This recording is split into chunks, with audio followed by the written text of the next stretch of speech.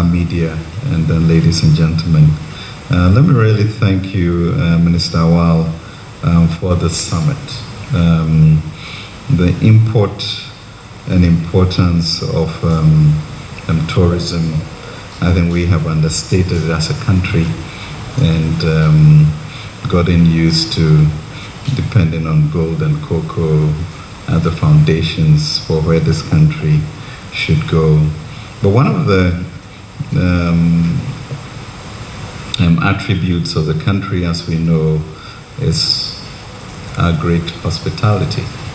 The question then becomes, how do you monetize it with all that we have as a people, and then with all of the tourist attractions that we have not developed? So let me congratulate you, indefatigable Minister, for this work and bringing awareness to this. Of course, the staff of the ministry for the sustained efforts to make tourism a strong primary source of growth and economic activity for our country.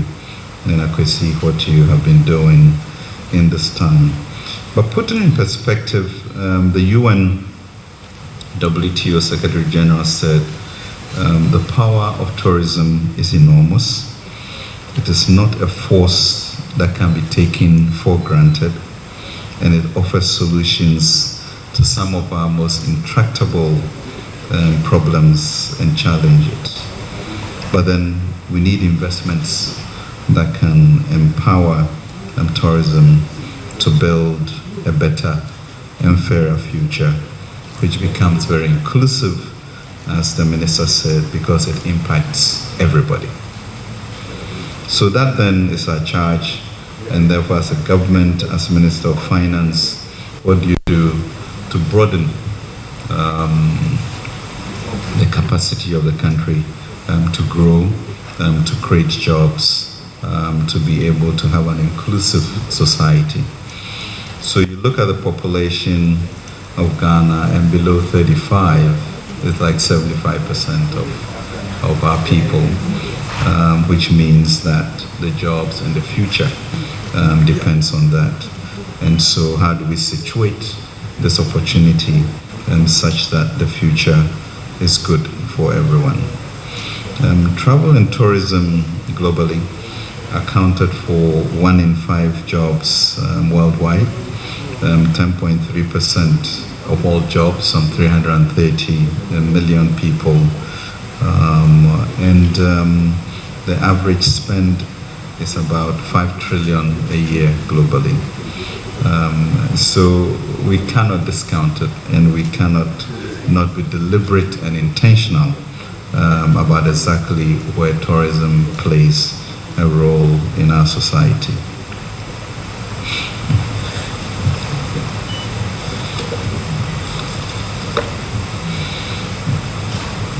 So the fact of the matter is that it's a huge part of our economy. Can we continue to be narrow focused on cocoa and gold as a mainstay of earning foreign exchange? No, the world has changed considerably, and we must be able to move with it and therefore build the infrastructure base to be able to get there. So tourism numbers have increased some from 932,000 in 2016 through maybe 1.1 million in 2019. Then there was the COVID issues, in which there was quite a substantial drop, and therefore arrival numbers moved to 625,000. I think we are creeping up again to the 1 million mark, and due to the efforts that the ministry has been making. So Ghana's international tourist arrivals stands roughly at about 80% of the pre-pandemic levels, and that's impressive because for Africa, most have crept up to about 65%. So we are doing something right here, and thank the minister and the team around the ecosystem for that. Similarly, the average spend, which was some $1,800 per tourist that comes into town moved to almost $3,000 in 2019, and we are looking to push that up. The Ghanaian economy is going to, with time, continue to significantly depend on tourism and the creative sectors to provide literally 2 to 3 out of the 10 jobs that will be created going into the future. The multiplier effect on economic growth, job creation, development, tourism should really become a fundamental pillar of the Ghanaian economy for the foreseeable future.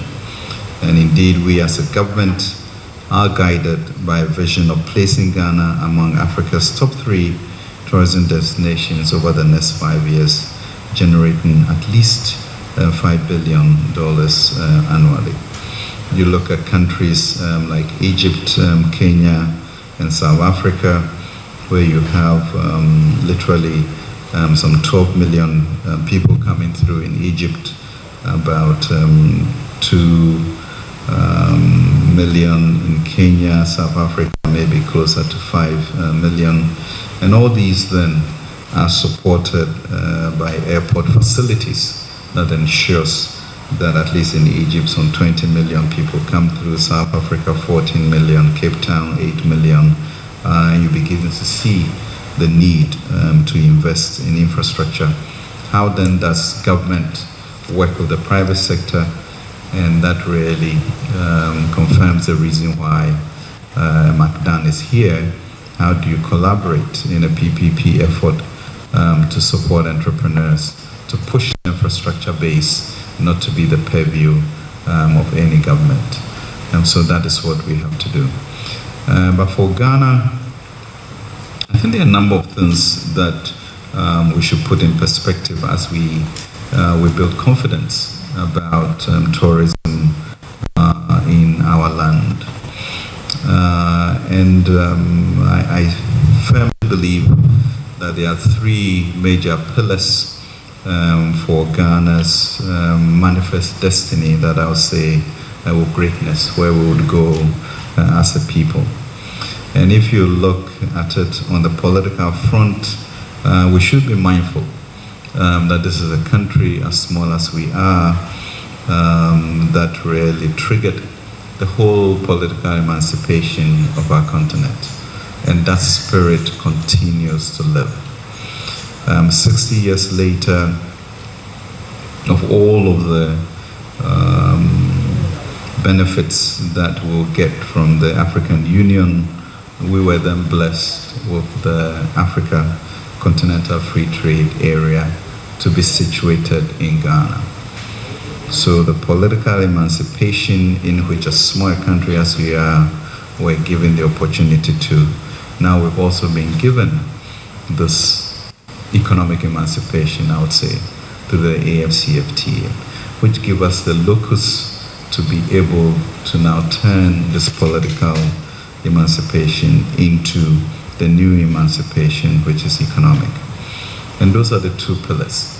So as we look at Ghana, combine the politics with the economics, there's every reason to begin to build the infrastructure, because there's a natural spirit that comes with that. Then, of course, the 3rd leg of any country is your sense of being, your soul, your spirituality, etc. And I think for most people who have not put their mind to it, this whole issue of the National Cathedral, in my mind, is the 3rd leg of this triangle.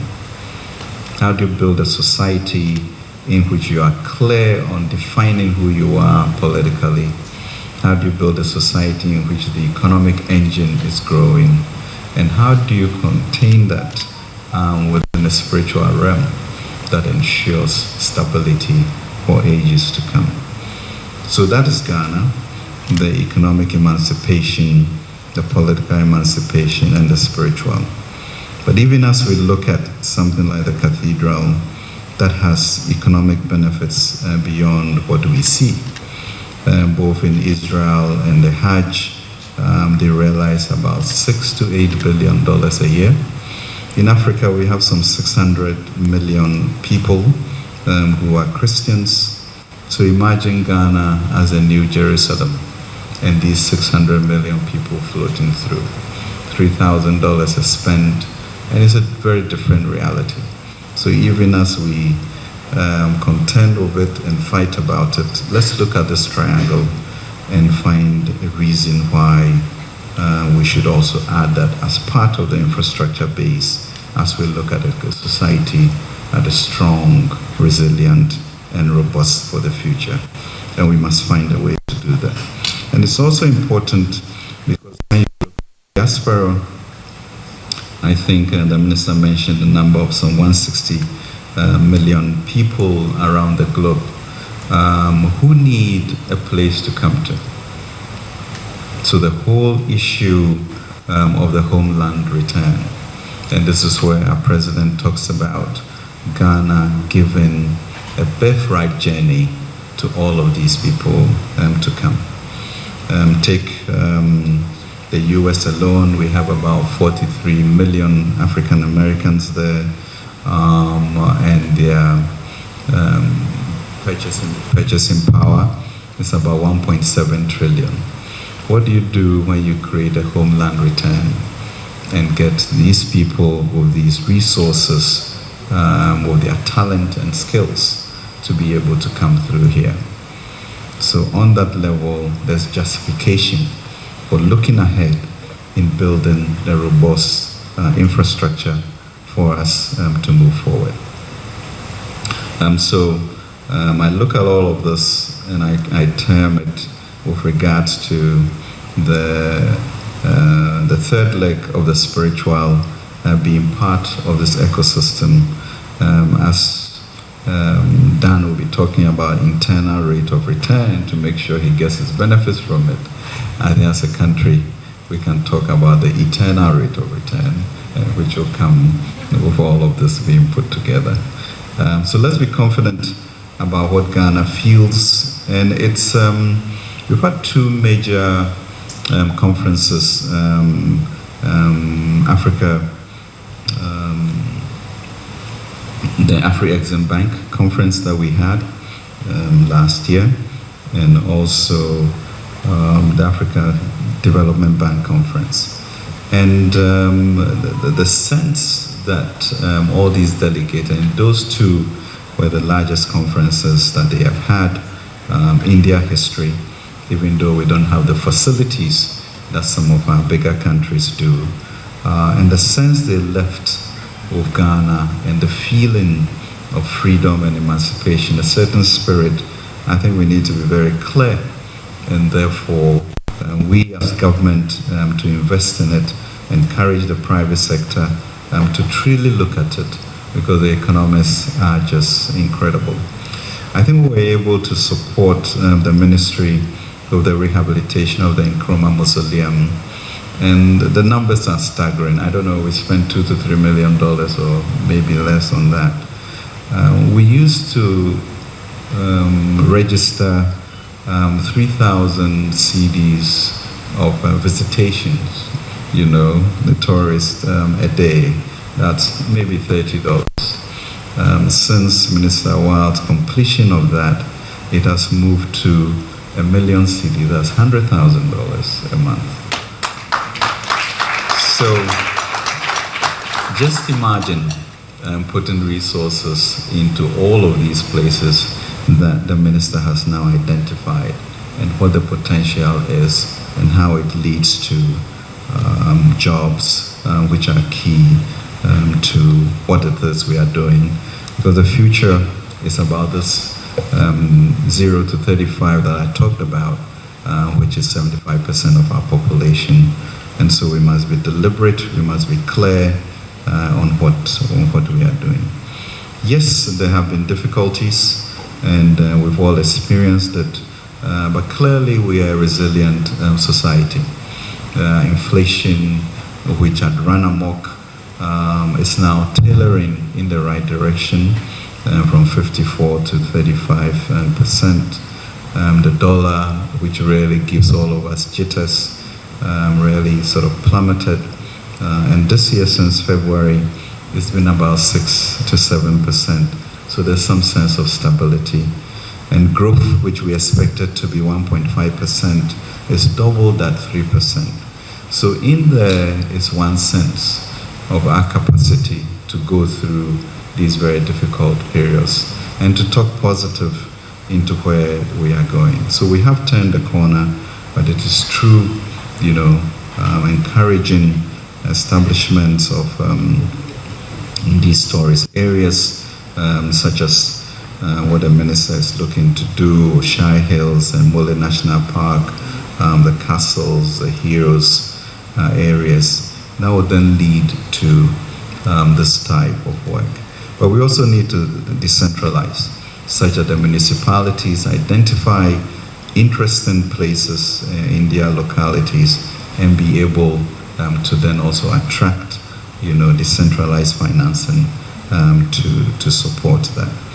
And we look at what we now call our crane index, all those huge cranes that are flying around building, and we might complain that things are really difficult, and they're like, so what are they building these things for, and where's the money from?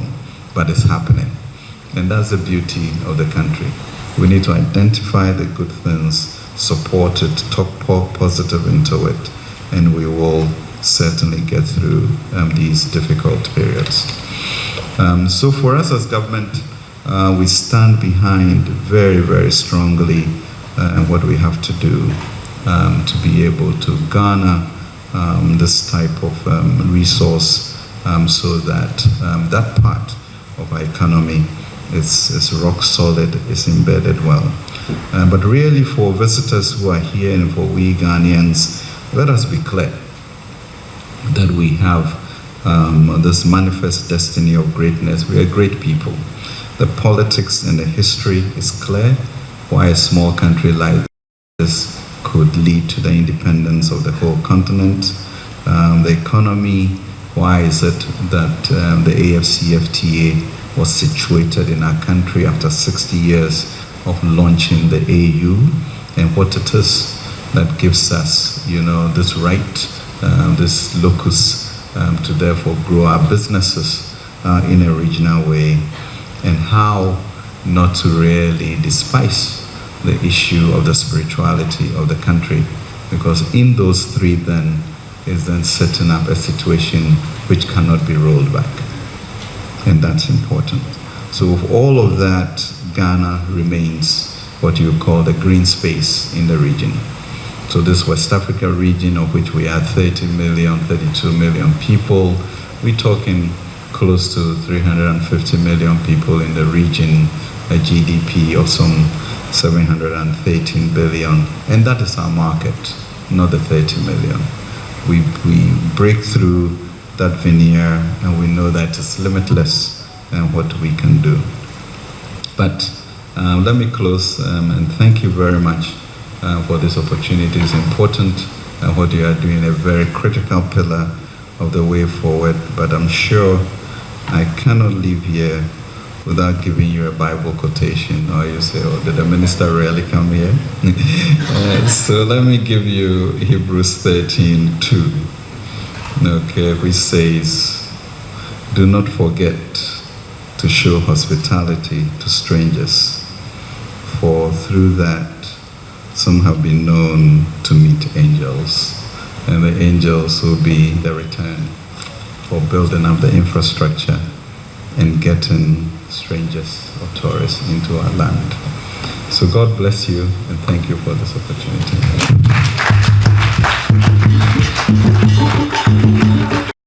Thanks for watching.